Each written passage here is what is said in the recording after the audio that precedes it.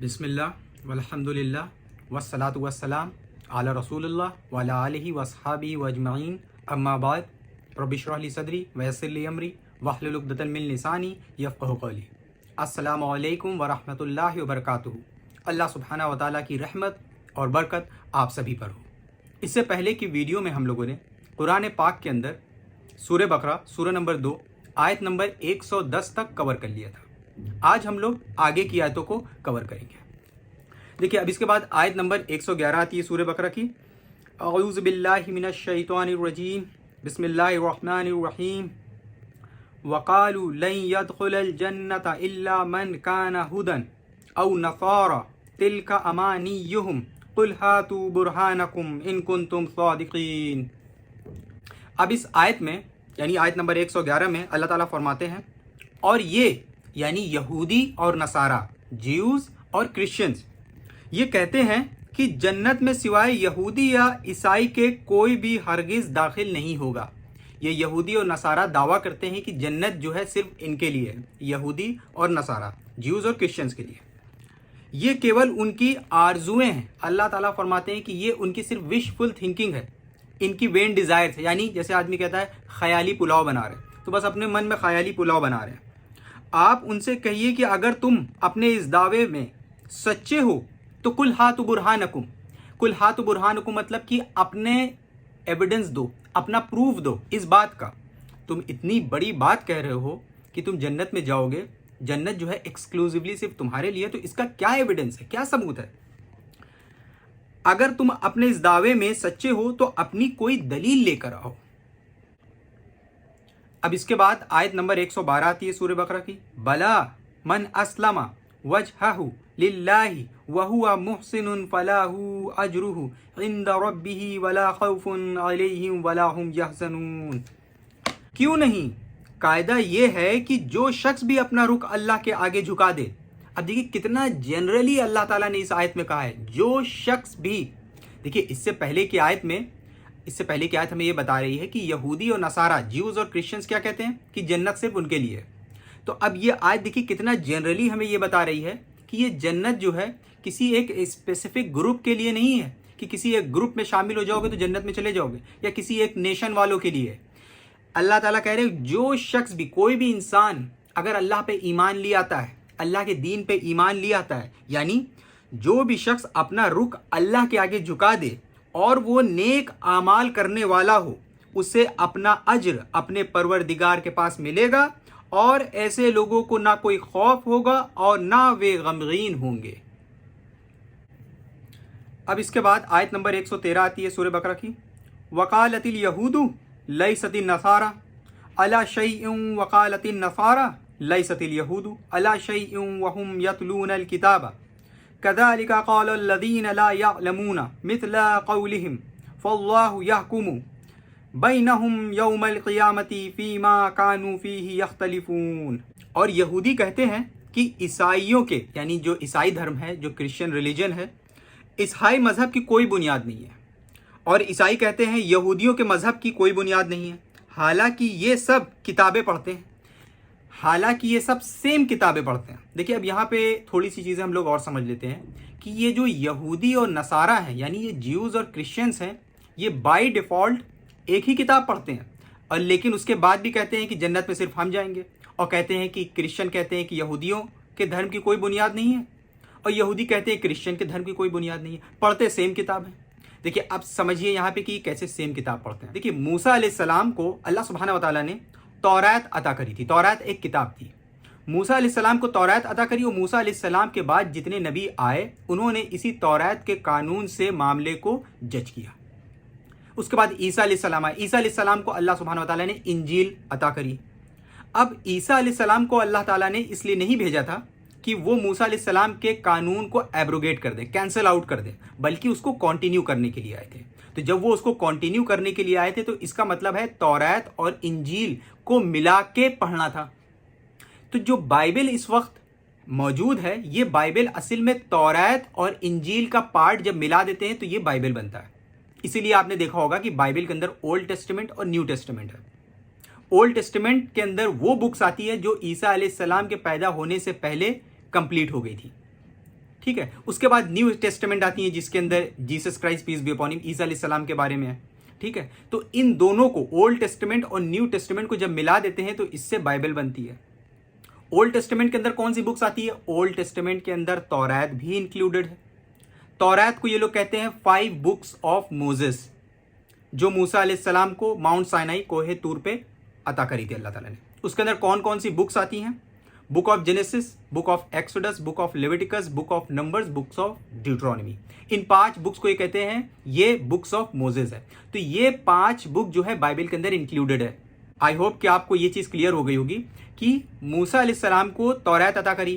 ٹھیک ہے، یہ توریت ہو گئی. عیسیٰ علیہ السلام کو انجیل عطا کری، لیکن عیسیٰ علیہ السلام اسی کو کنٹینیو کرنے کے لیے آئے تھے.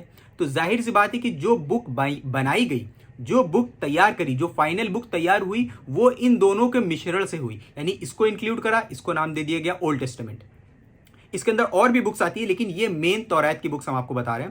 پھر اس کے بعد نیو ٹیسٹمنٹ جب عیسیٰ علیہ السلام آ گئے اس کے بعد کی بکس ان کو انکلوڈ کرا تو یہ بنی بائبل جس کو کرسچنز پڑھتے ہیں.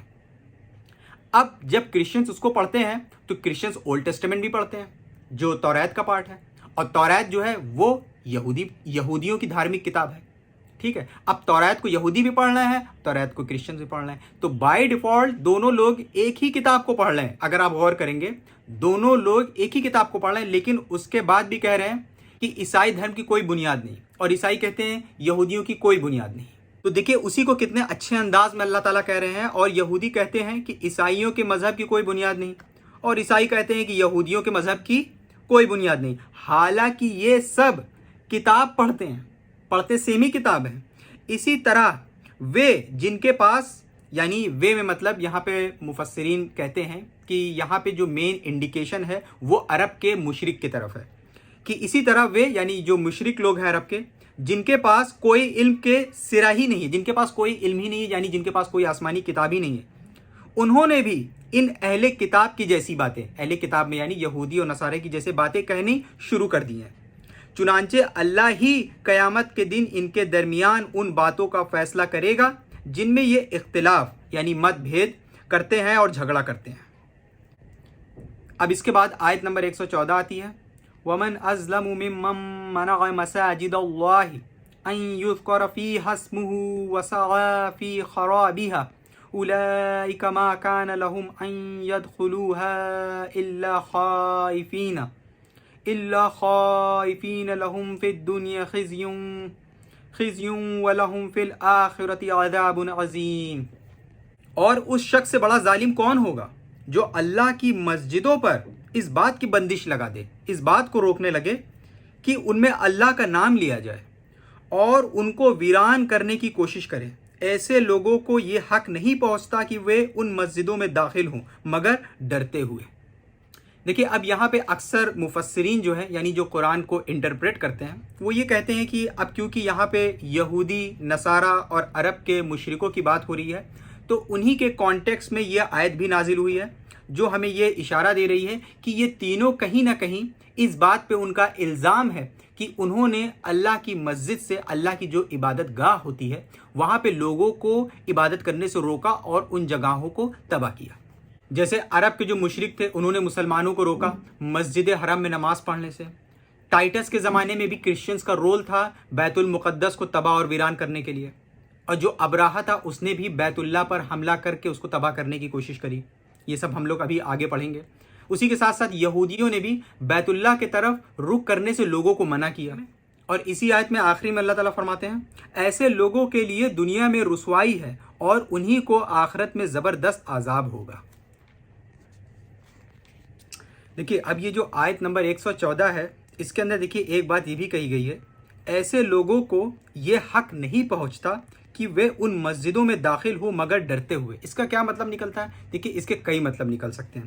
دیکھیے ایک مطلب تو یہ نکل سکتا ہے اس کا کہ اللہ تعالیٰ ہمیں یہ بتا رہے ہیں کہ یہ لوگ جو مسجدوں کو تباہ اور ویران کرتے تھے اور لوگوں کو روکتے تھے وہاں پہ عبادت کرنے سے، اللہ کا ذکر کرنے سے، تو حق بات تو یہ ہے کہ ان کو وہاں پہ جانے سے پہلے خوف کرنا چاہیے تھا.